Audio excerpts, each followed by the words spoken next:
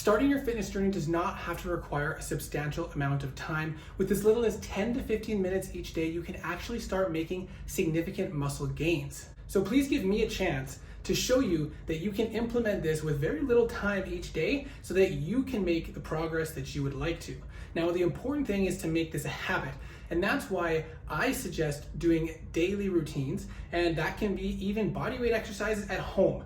This particular program is meant to be a 30-minute per day investment of your time, 6 days per week with one rest day, to allow you to hit every single muscle group twice per week. Now you can start this off at half, and that would allow you to hit each muscle group once per week with a significant stimulus, which is enough for you to make progress. And I'll explain that when I show you the breakdown of the muscles. But the time that I'm working with is 1 minute for each exercise and then 2 minutes of rest between each exercise. Now, if you wanted to step it up, you could do supersets, taking different exercises and doing them back to back before you take your rest, and that would reduce the time that you need. But I'm going to show you how even without doing that, you only need 30 minutes per day to hit every muscle group twice per week.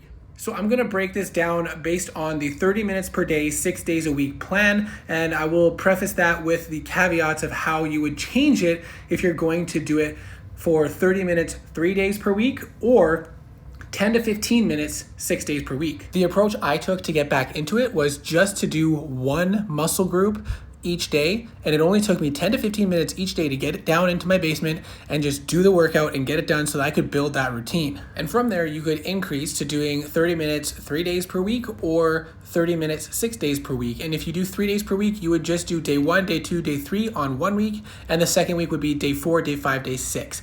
And I put these together in a way that the muscle groups will work together. So while you're training chest, you're also training triceps to provide a bigger stimulus on that day.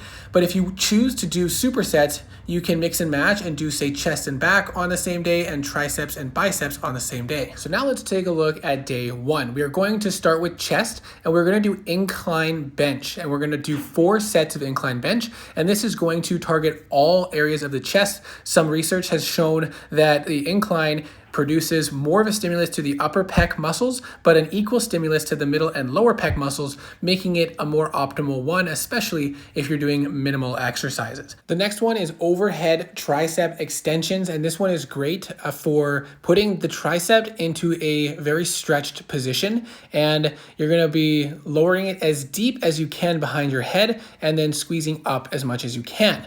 Now this you're gonna do for 4 sets as well, and after this, you're going to go and do some dips. You can use a dip bar if you have it available to you, or you can go up against a bench or a couch, whatever you may have, and do 2 sets of dips as much as you can within that minute of exercise or to failure. And that's it for day 1. Pretty simple, right? So let's get on to day 2. We're going to focus on back and biceps.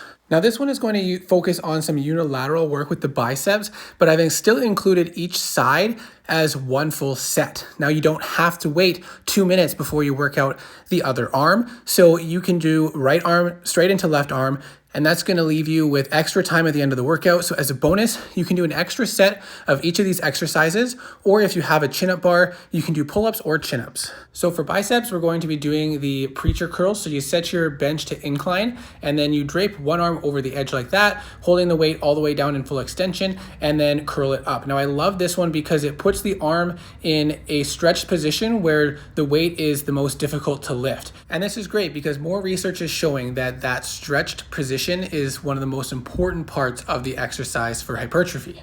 And then of course, once you finish one side, you go to the other. And then the back exercise is a bent over row. You're going to be using a slightly heavier weight, but one that you can still control. And you're going to allow the weights to come to the ground between each pull, each rep. And you're going to use a little bit of help from your legs to pull it up and then squeeze and slowly let it down.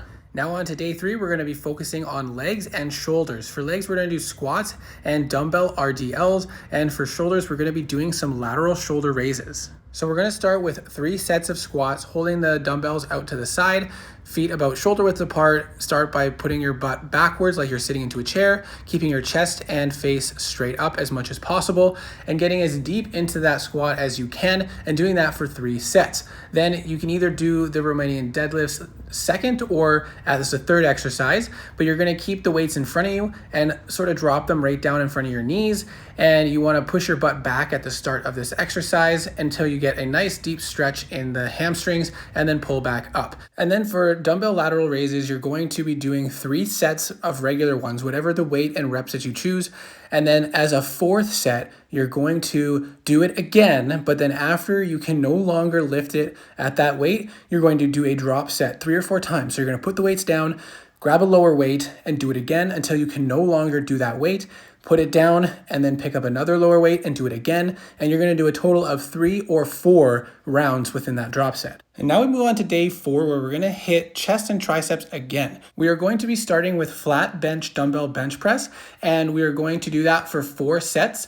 And after the 4 sets of dumbbell bench press, you're going to do as many reps as possible doing a decline push-up. And this is gonna put more emphasis on the upper chest, which, as we talked about before, optimizes more work in the upper chest while having equal work in the other regions. And the upper pec region is one that's typically more difficult for people to grow. If you have a resistance band, you could replace this with a crossover, kind of like a chest fly, but crossing all the way across your chest.